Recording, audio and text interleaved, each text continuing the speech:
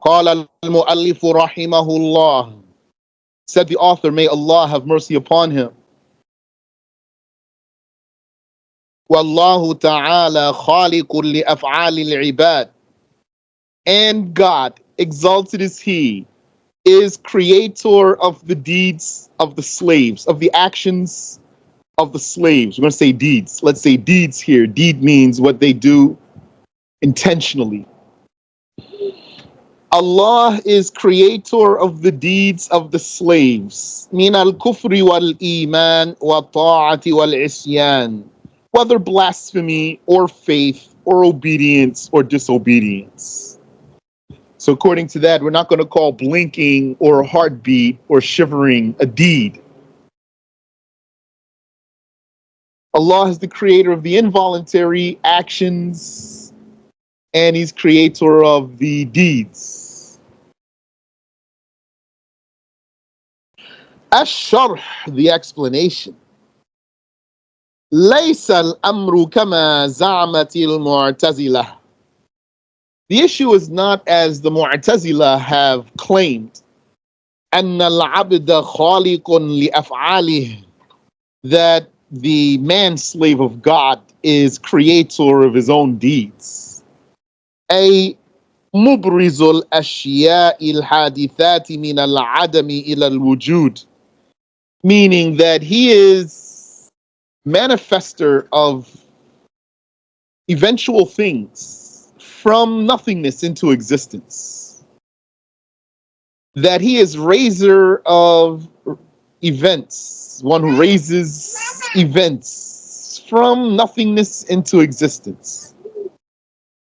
Here it says al-ashya al-hadithat, the eventual things. But the topic here in particular is the deeds of the slaves, not all eventual things. That's what's meant here. The Mu'tazila don't say that the slaves create anything. They say the slaves create their voluntary actions, which are their deeds.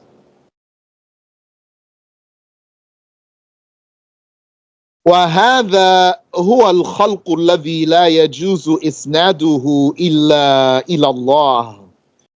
And this, it is the creating that it's not permissible to attribute but to God. وعمموا أي المعتزلة ذلك في كل ذي روح.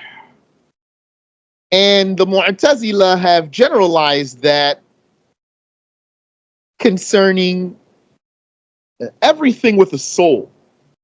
حتى البق عندهم تخلق حركاتها وسكناتها. Even the bug, according to them, and maybe al-baq means bed bug in particular. Even the bug, according to them, creates its motion and its stillness. Yani Shaykh saying baq here, but really they do believe any bug, any creature. Like if there were some stale water, and let's say it was covered, and then when you uncovered it, many bugs like mosquitoes flew up out of there. Millions or thousands. According to them, all of them create their own deeds, the flapping of their wings and their movements and all of that. It's blasphemy. وإن كان أوائل المعتزلة يتحاشون إطلاق لفظ الخالق على العبد. Although the first Mu'tazila, the original Mu'tazilites, used to refrain from using the expression creator for a God slave. وَيَكْتَفُونَ بِالْإِيجَادِ. And they would suffice with saying he makes something happen. أو الاختراع, or saying he invents. وَنَحْوِ ذَلِكَ, and the likes of that. وَحِينَ رَأَى زَعِيمُهُمُ الْجُبَّائِ وَأَتْبَاعُهُ أَنَّ مَعْنَى الْكُلِّ واحد. And when their leader, Al-Jubba'i, saw, yani deemed, the meaning of all of that to be the same, as well as his followers, they deemed all of that to mean the same thing. وَهُوَ الْمُخْرِجُ مِنَ الْعَدَمِ إِلَى الْوُجُودِ, which is the one who brings something from nothingness into existence.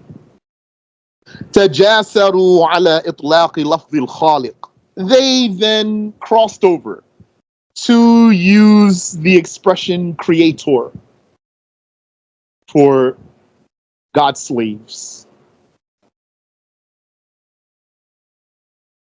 ويكفي دليلا لأهل السنة من حيث العقل, and sufficient as evidence for the people of the prophetic way from the perspective of the intellect.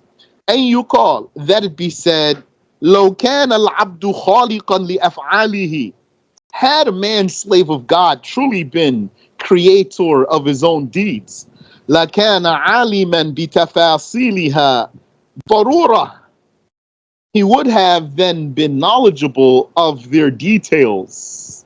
ضرورة أن إيجاد الشيء بالقدرة والاختيار لا يكون إلا كذلك. Because of the necessity of creating something by power and choice, not being otherwise. Creating something by power and choice would not be otherwise, meaning would not be without knowledge. One creates by his power and his choice, but he has no knowledge of what he creates. This would not be. So then, since it's confirmed that the creations don't have knowledge of these things, of these events, these creations in detail, then they are not their creators. If you can prove that someone is ignorant about something, then you can prove that he didn't create it.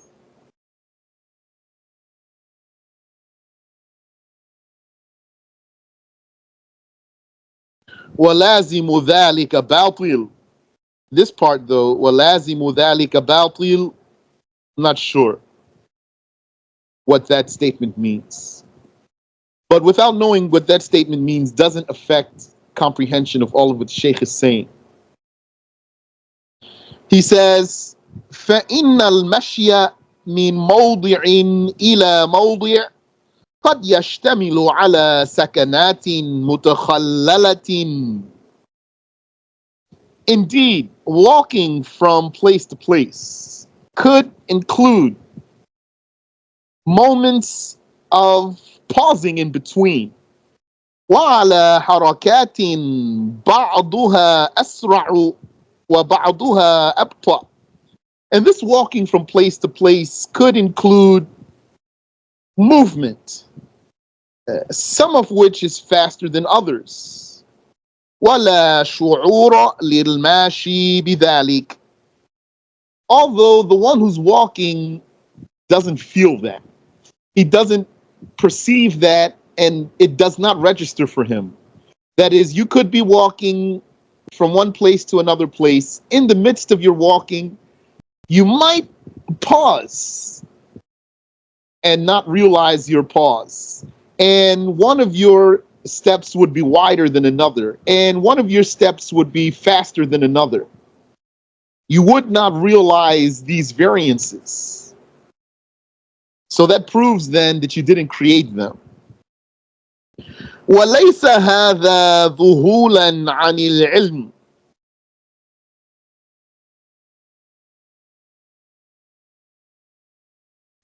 And this is not merely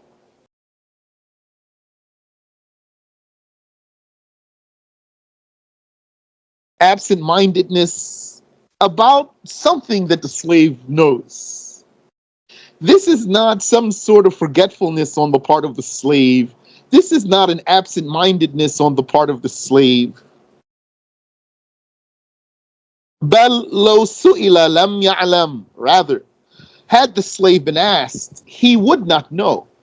Yani, it is pure ignorance on the part of the slave. He has no knowledge of that.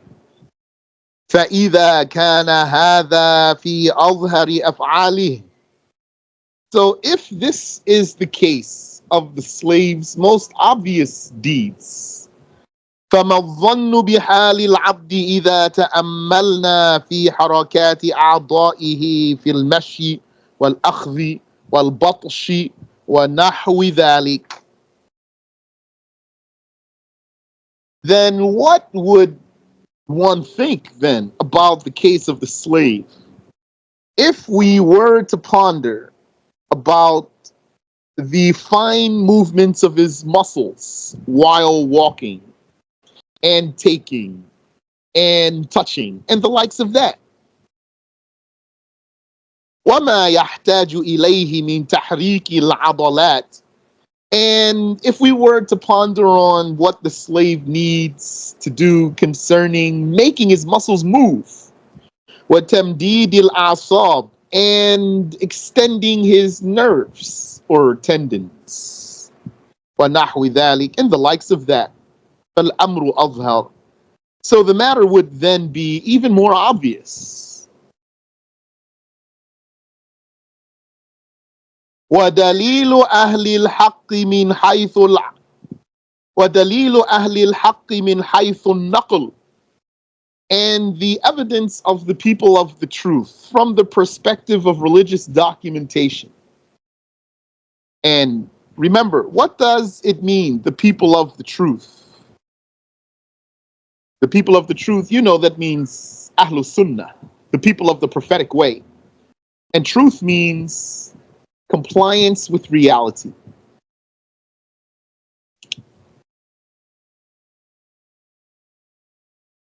The evidence of the people of the truth from the perspective of the religious documentation is قوله تعالى, the saying of God Almighty, وَلَهُ كُلُّ شَيْءٍ. Ayah 91 of Surah An-Naml. It means everything is His. لأن الشيء يشمل الأجسام والحركات والسكنات والإرادات والنوايا وسائر الأعراض. Because thing, when we say everything is His, thing includes the bodies and the movements and the stillnesses and the wills, that means the volitions, the choices, and the intentions, and all properties, all created properties, hot, cold, smooth, rough, etc. وليس الشيء كما يتوهم بعض الجاهلين باللغة والشرع الأجرام فقط. And thing is not as some ignoramuses about language and religion have imagined, that thing only refers to volume, that which takes up space.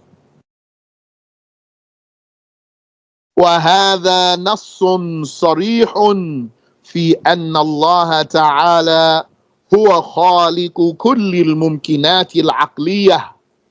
The Shaykh says this ayah is explicit documentation that God, exalted is He, is creator of every intellectual possibility. SubhanAllah, look how simple those words are. وَلَهُ كُلُّ شَيْءٍ. Everything is His. Shaykh says that is explicit in proving that Allah is creator of everything. التي دخلت في الوجود والتي ستدخل أجرامها.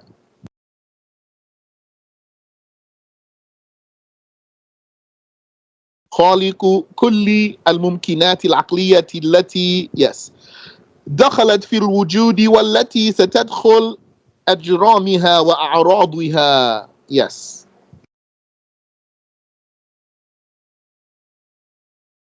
So this verse is explicit documentation that Allah Ta'ala, He is creator of all intellectual possibilities that have entered into existence and those that shall enter into existence. Their volume, yani the amount of space they take up, their sizes that is, and their properties. وَلَا سَبِيلَ لِلْمَخْلُوقِينَ إِلَىٰ أَنْ يُخَصِّصُ الشَّيْءَ بِالْأَجْسَامِ. And the created beings have no way to limit the word shay, thing, to bodies. لأن ذلك مخالف للغة, because that is against the language. Because shay in the language means what exists. Shay meaning, yani, usually translates as thing.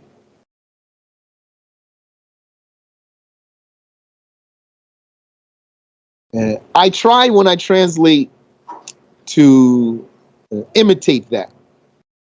So sometimes it slips my mind, but I try to use the word thing to mean what exists and not to use the word thing for what doesn't exist. And in Arabic, they don't use the word shay for what doesn't exist. But they would use the word amr, that means an issue, for what doesn't exist. So you could say shay'un wajib, a necessary thing. And you could say shay'un jaiz, a possible thing. And you could say amrun mustahil, an impossible issue, because the impossible can't exist. So if it can't even be existent, you wouldn't call it shay, a thing.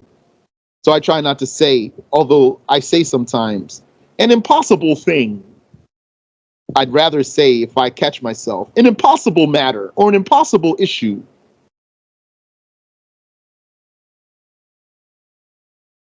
So Shaykh says, the created beings, they have no way to limit the word shay, thing, to bodies, so that they could say that deeds are not things. And therefore, when Allah says He has power over everything, that the deeds of the slaves are not included. لأن ذلك مخالف للغة, because that's against the language. Because the language deems the shay as anything with existence. So that's going to include deeds. ثم هذا التخصيص ينافي أن الله تمدح بذلك. Furthermore, this limitation to say shay, thing, only refers to bodies.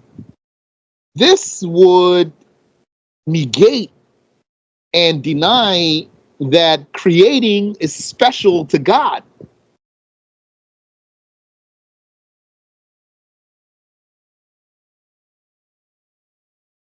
فلو كان الذي هو مخلوق له الأجرام فقط.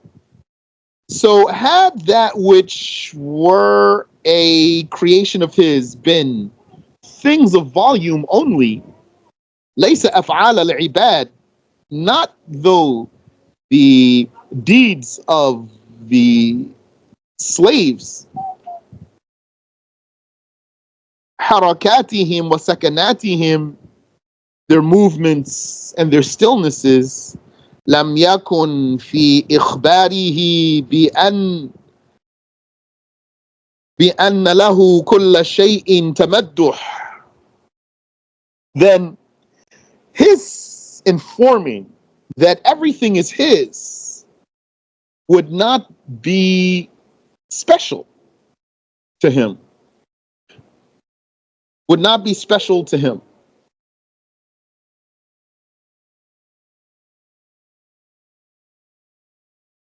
Why I'm translating it that way, tamaddaha bidhalika, that it would be special to him, because the meaning here is when something is unique to someone, then yani, what would we say? We would say it's special because of its uniqueness. Like, what if someone, for example, he could juggle 10 things at once without dropping anything? So you'd say, wow, look at his specialty. But what if everybody could juggle 10 things at once? Then it wouldn't be special. This is the meaning here. When they say, ما تمدح الله بذلك, this word tamaddaha in Arabic, what they're saying is, what I'm saying to you, it wouldn't be special because God wouldn't be the only one. That's what it means. This is the same thing they say when they argue that Allah does not sit upon a throne. Because had Allah sat upon a throne, they say, مَا تَمَدَّحَ بِذَلِكَ, there wouldn't be anything special about it because others sit upon thrones too.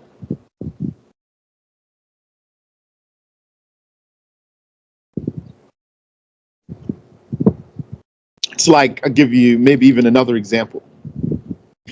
If you're familiar with some things in pop culture, as they say. So, you know, they have Spider-Man, right? So people love Spider-Man. But they made the black Spider-Man, and they made the gay Spider-Man, and they made a crippled Spider-Man, the Spider-Man in a wheelchair, and all kinds of spider people. And they say Spider-Man into the Spider-Verse, and they have some, they have anime Spider-Man, and this Spider-Man, that Spider-Man. So it loses its specialness, cheapens it.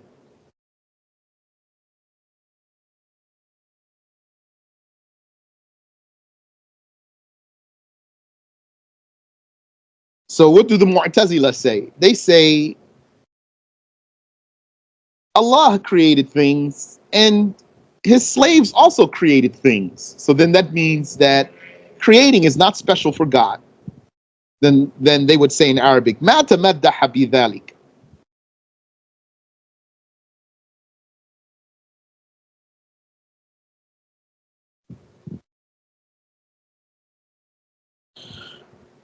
على أن حركات ذوات الأرواح أكثر من أجرامها بكثير من المضاعفات. Not to mention, if you're going to say that the slaves create their own actions, because Mu'tazila believe Allah created the bodies of his man slaves, and then he gave them the power to create their own actions, and so they created their own actions. Shaykh is saying, if they create and Allah creates, then creating is not special for God. And not to mention on top of that the deeds of the slaves are more than their bodies by many, many times. Because you just have one body, but how many deeds do you do in one day? Your movements, your steps, your hand, you moving your hands, you're talking, you're looking.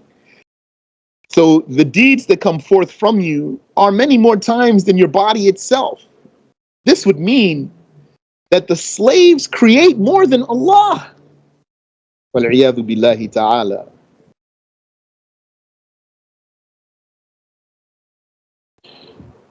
ومن دلائل أهل الحق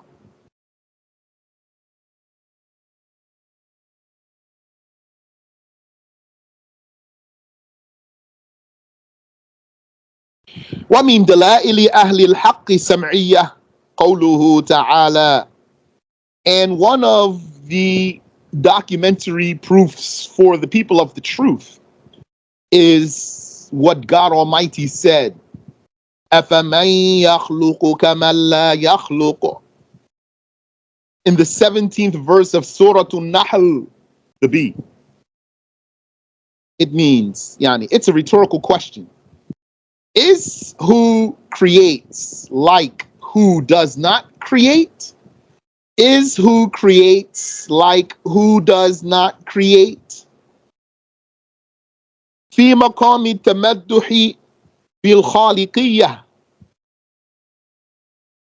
This verse was produced to prove that being creator is special to God. لكونها مناطا لاستحقاق العبادة. Because it is what makes being worshipped. It is what makes one worthy of worship. Because creating or being creator is what makes one worthy of worship.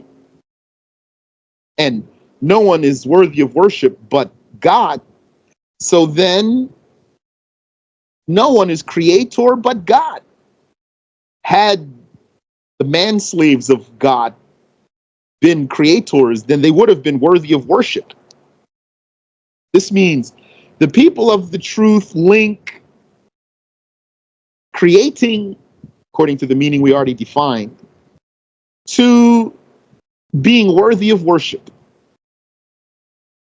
And that's why the people of the prophetic way, they say,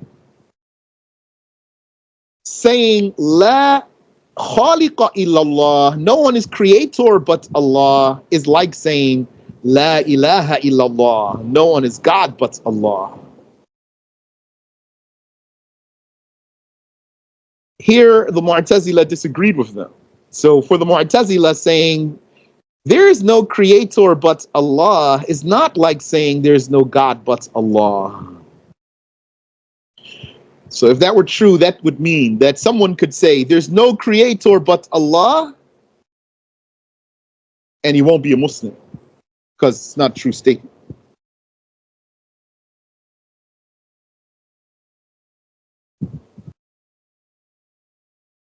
And they don't mean a different meaning, by the way. They're not saying, create though for the slave means something else. They're not saying that. They're saying means the same thing, which is bringing from non-existence into existence, raising something into being from nothingness.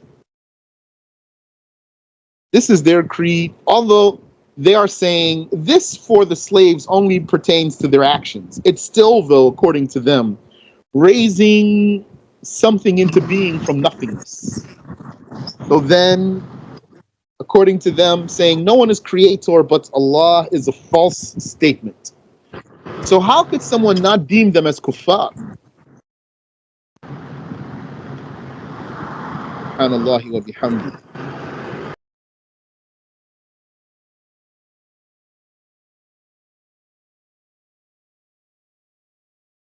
Tambih, notice or alert. Qala at-Taftazani. At-Taftazani said, and who's he? You should know by now. He's one of the explainers of the Nasafi creed. So that's why Shaykh cites him a lot. I don't know if his is most famous explanation of Nasafi creed, but it is very famous. He said, لا يقال فالقائل بكون العبد خالقا لأفعاله يكون من المشركين دون الموحدين لأن نقول الإشراك هو إثبات الشريك في الألوهية بمعنى وجوب الوجود كما للمجوسي أو بمعنى استحقاق العبادة كما لعبدة الأصنام والمعتزلة لا يثبتون ذلك بل لا يجعلون خالقية العبد كخالقية الله تعالى لافتقاره إلى الأسباب والآلات التي هي بخلق الله تعالى. Okay, so At-Taftazani, he says, contrary to what I just told you right now, I'm going to read a statement and then Shaykh's going to comment on his statement. So At-Taftazani said, it is not said, sorry. Let me repeat. At-Taftazani is going to say something here and then Shaykh's going to comment on it. So let's see what At-Taftazani is going to say and then we'll see how the Shaykh responds. And I'm just prefacing that so that if he's saying something that we don't agree with, I don't present it without you being able to brace yourself. So At-Taftazani said, it is not said, someone who says that the slave is creator of his deeds is one of the pagans and not one of the monotheists.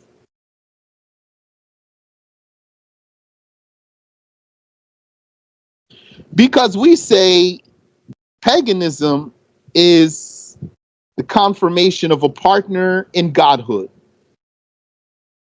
with the meaning of this partner having necessary existence. Like the Majusi. The Majusi, they believe in the God of light and the God of dark, yani the creator of good and the creator of evil. Or with the meaning of being worthy of worship, like idol worshippers.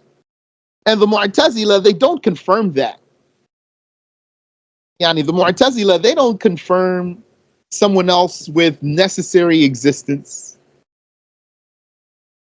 And the Mu'tazila, they don't confirm someone else who's worthy of worship. Rather, although they say the slave is a creator, they don't make his being a creator like God being a creator, because the slave needs tools and means. And these tools and means are by God's creating. Intaha. That's what At-Taftazani said. So the Shaykh comments on At-Taftazani's statement. He says, وَهَذَا رَأْيُ تَفْتَزَانِي. This is At-Taftazani's opinion. وَإِلَّا فَقَدْ وَصَفَهُم مَّنْ هُوَ أَعْلَى مِنْهُ وَهُوَ الْإِمَامُ أَبُو مَنْصُورٍ عَبْدُ الْقَاهِرِ التَّمِيمِي بِالشِّرْكِ. Otherwise, those who outrank him, there are imams who outrank At-Taftazani, who have confirmed that the Mu'tazila, who have described the Mu'tazila with paganism, and that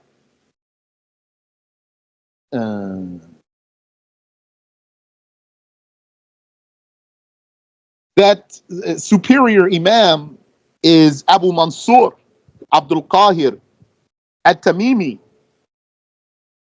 yani the author of Al-Farq Bayn Al-Firaq. Not just him, even who's higher than him. Who's that? Imam Malik. When someone asked Imam Malik about giving a Muslimah in marriage to a destiny denier, he cited the ayah, وَلَعَبْدٌ مُؤْمِنٌ خَيْرٌ مِّن مُشْرِكٍ. A believing slave man is better than a pagan. So Malik was insinuating that a destiny denier, that's what these people are. Those who believe they create their own actions. They are destiny deniers. He's a pagan. But what did Abu Mansur say? فقال, he said, القدرية مشركون مشركون بربهم. The destiny deniers are polytheists. لقولهم بأن العبد يخلق أفعاله. Because they say that the slave creates his own deeds. وهو صحيح سديد. And this is correct and accurate. والإمام عبد القاهر البغدادي من أئمة الشافعية الأشعريين. And this Imam Abdul Qahir, did I say Abdul Qadir? This Imam Abdul Qahir al-Baghdadi is one of the Shafi'i Imams and one of the Ash'ari Imams. وقد نقل في كتابه تفسير الأسماء والصفات إجماع الأشاعرة على تكفير المعتزلة والمشبهة. And he logged in his book the tafsir, yani tafsir al-asma' wa sifat, the explanation of the names and attributes. That's the title of his book. He logged the consensus of the Ash'aris about deeming the Mu'tazila and the God comparers as blasphemers. وقال أيضا, and he said also, اعلم أن تكفير كل زعيم من زعماء المعتزلة واجب. Know that deeming every leader, every Mu'tazili leader as a kafir is obligatory. Know that deeming every leader among the leaders of the Mu'tazila as a blasphemer, making takfir on him is wajib, obligatory. Intaha, end quote.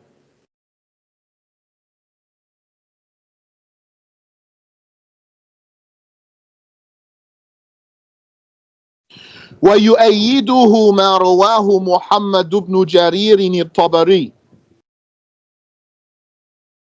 And what supports that is what Muhammad ibn Jarir al-Tabari narrated. Al-Imam al-Hafiz al-Mujtahid, that one who's an imam and he's a hadith headmaster and he's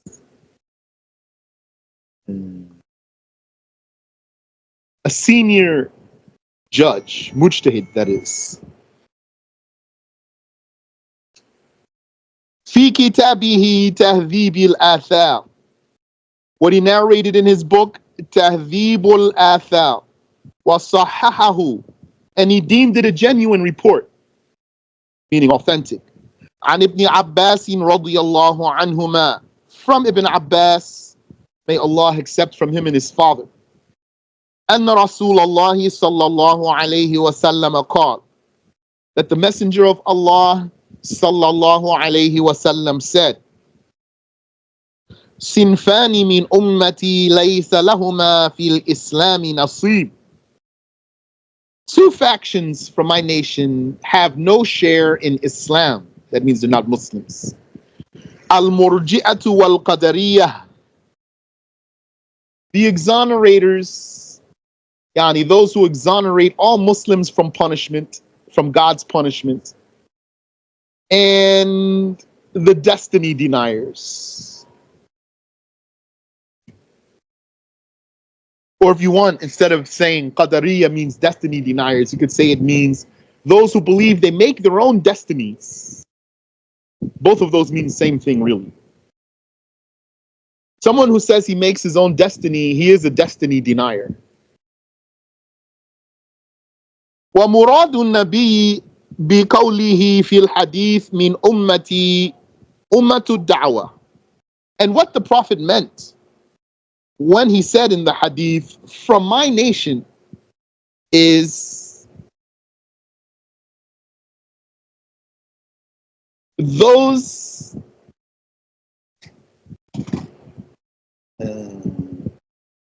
who have been addressed by the Prophet's call.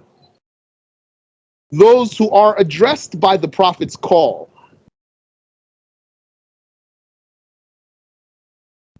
Not only those who accepted it, those who are addressed by it.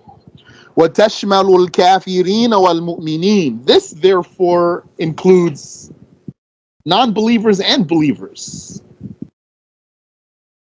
So are the non-believers part of the nation of Muhammad sallallahu alayhi wasallam? Yes, they are. With the meaning that they are addressed by his call. But there is another usage for the word nation of Muhammad when it refers specifically to those who accepted his call. That meaning we're not talking about. We're talking now about the wider one. Those who are addressed by his call. وَقَدْ تَقَدَّمَ بَيَانُ ذَلِكَ. And the clarification of that has already passed. Yani the meaning of nation of Muhammad. فيكون معنى الحديث أن هاتين الفرقتين من بين أمة دعوة الذين أرسلت إليهم ليس لهم نصيب في الإسلام. And so the meaning of the hadith would be that those two sects from amongst the nation, all of those who are addressed by Muhammad's call, as if the Prophet is saying, all of those to whom I was sent, they don't have any share in Islam. أي أنهم كفار. This means that they are blasphemers.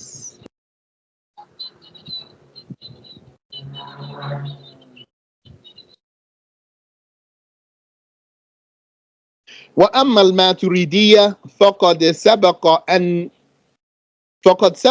أن ذكرنا أن الحافظ الفقيه الحنفي مرتضى الزبيدي نقل تكفير علماء ما وراء النهر الماتريدية للمعتزلة حيث جعلوا تأثير للإنسان. And as for the Maturidis, we just now covered the Ash'aris. What about the Maturidis? It has already been presented. We have already mentioned that the Hadith headmaster and the Hanafi jurist, Muhammad Murtada az-Zabidi, rahimahullah, logged the charge of blasphemy from the scholars beyond the river of Jayhun, meaning the Maturidis.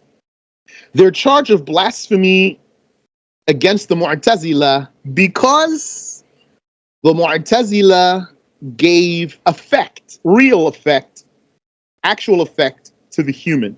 Effect here means creating.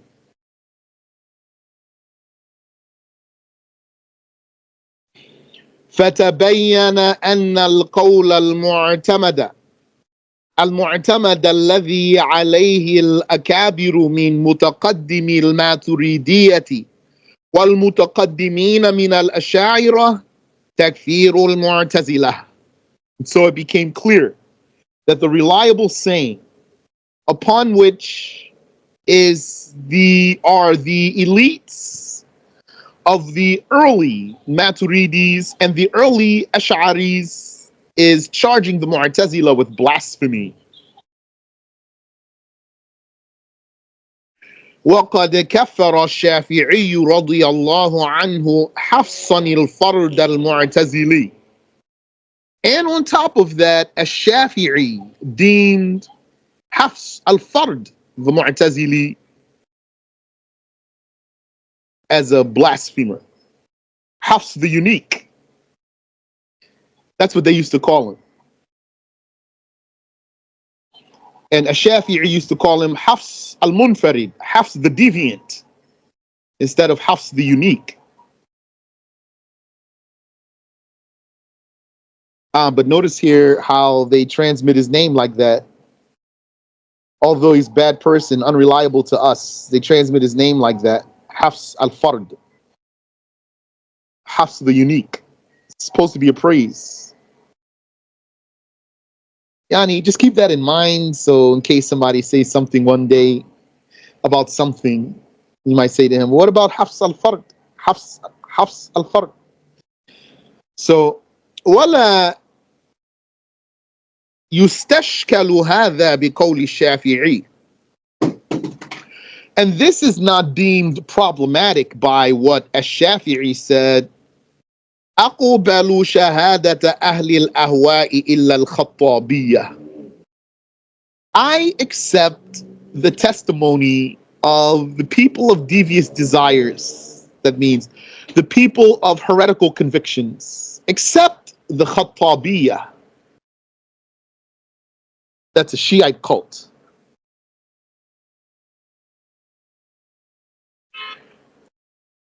Yani, someone might say, well, didn't Ash-Shafi'i say that he accepts the testimonies of all the deviant people except those? So that means the Mu'tazila are not kuffar. So Shaykh is saying, no, it doesn't mean that. لأن كلامه هذا محمول كما قال الحافظ سراج الدين البلقيني على من لم يثبت عليه قضية معينة تقتضي كفره. That's because Ash-Shafi'i's talk, this talk of Ash-Shafi'i has a context. Like the Hadith headmaster Sirajuddin al-Bulqini said, he said the context of this statement is that it is in particular for someone about whom it is not confirmed.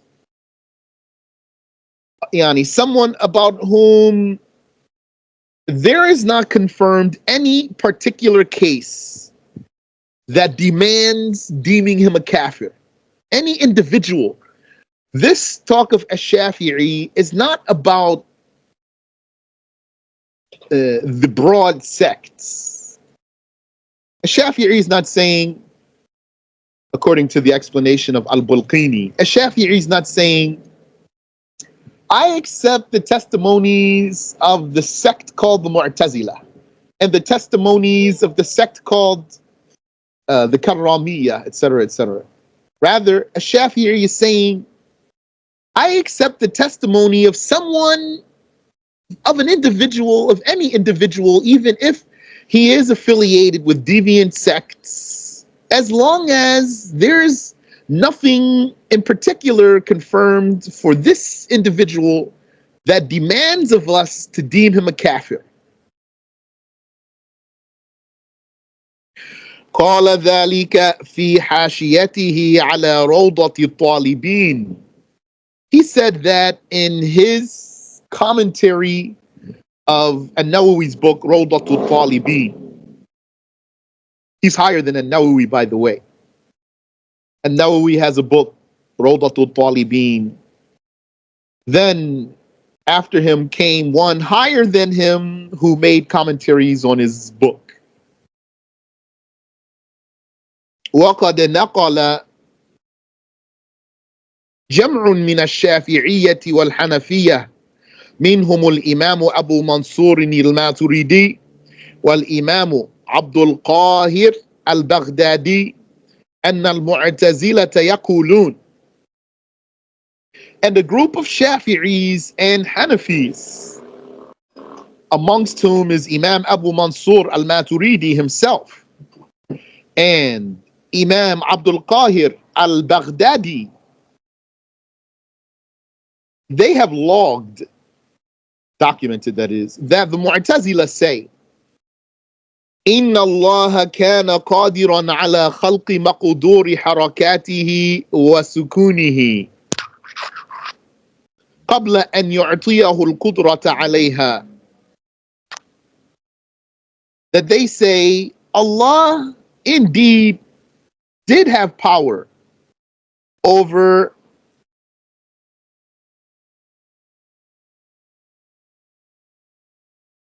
creating the movements and stillnesses of his slaves before he gave them the power over that.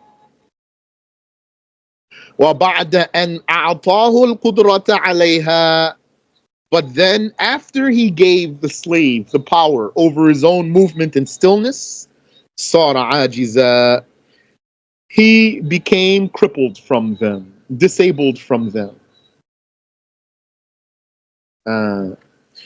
So what did the Shaykh say here? He said, these Imams have logged this statement about the Mu'tazila. Do you know there are still some Mu'tazili fanboys until today?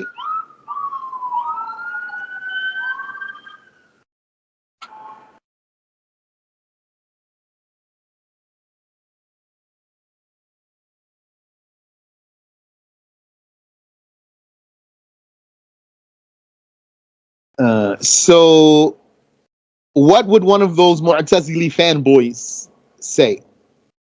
They would say, this is what your scholars have said. This is their accusation against those Mu'tazili sheikhs. They like those Mu'tazila. And they defend them and stand up for them. They would say, we didn't find this in any of their books. Therefore, we don't accept. So what do you say? You say, well, we accept them. Because those are the Imams and they are trustworthy. Those are the verified Imams. We accept their documentation. And we will pass it on and we're going to build on it. And we're going to talk about those Mu'tazila as having said this. And so those reliable, trustworthy Imams, this is what they said that the Mu'tazila said. More than one of them said that. And they are not liars.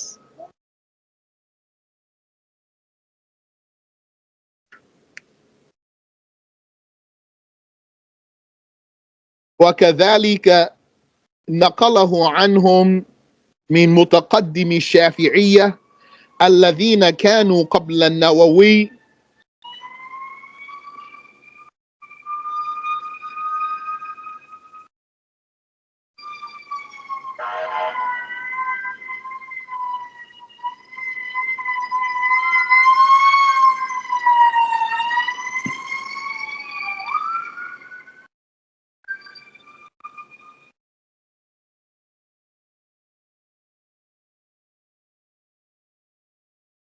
Abu Sa'id al-Mutawalli.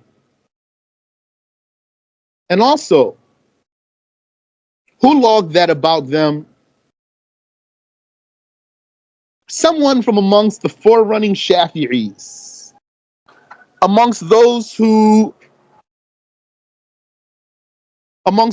were before An-Nawawi, Abu Sa'id al-Mutawalli. He also logged that about the Mu'tazila, that they said that. That they said that Allah had power over the slaves' movements and stillnesses until he gave the slave power over his own movements and stillnesses.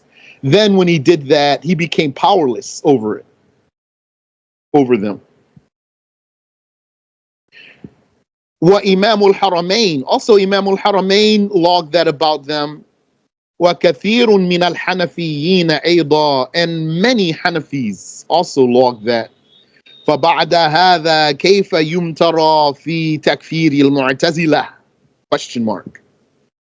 So after that, how would there be a doubt about charging the Mu'tazila with blasphemy?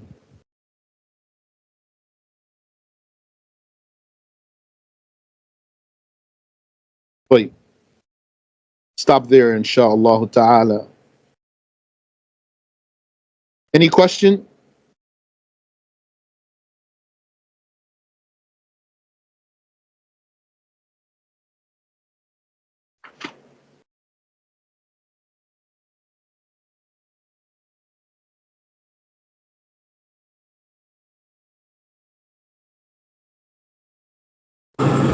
Assalamualaikum, Shaykh. I got a question. Wa alaikum assalam wa rahmatullah. Yes. Getting in the class, you said something about everything intellectual that's possible to come into existence belongs to Allah. Yes.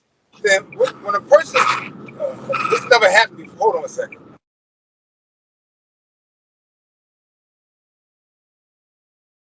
And when a person come back at you and say something crazy, as in, if one say, what about the one that's not in existence?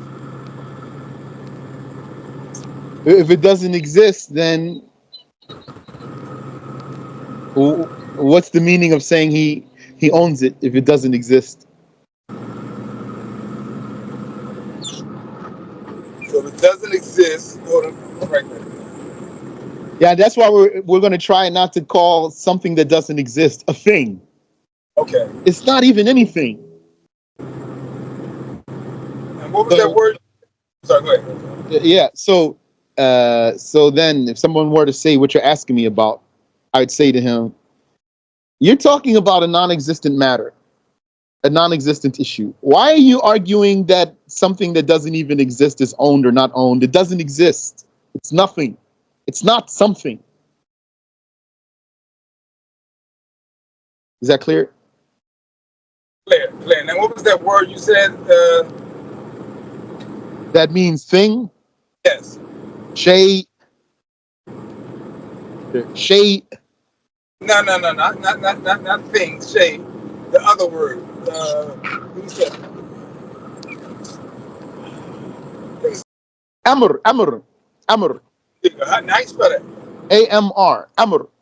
Okay. Amr means matter or issue. So the word shay in Arabic means what exists. But if you just translate it, usually it's going to translate to the word thing. And the scholars, since shay means what exists, then they don't want to call what doesn't exist a shay, a thing.